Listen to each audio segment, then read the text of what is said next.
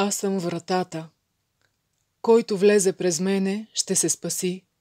И ще влезе, и ще излезе, и паша ще намери. Крадецът дохожда само за да открадне, убие и погуби. Аз дойдох, за да имат живот и да имат в изобилие. Аз съм добрият пастир. Добрият пастир полага душата си за овцете. А наемникът, който не е пастир, комуто овците не са негови, вижда вълка, че иде, оставя овците и бяга. А вълкът разграбя и разпръсва овците.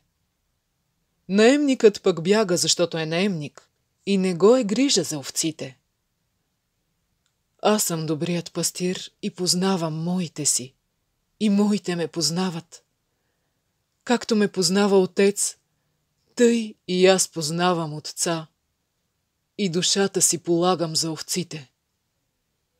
Имам и други овци, които не са от тая кошара, и тях трябва да приведа, и ще чуят гласа ми, и ще бъде едно стадо и един пастир.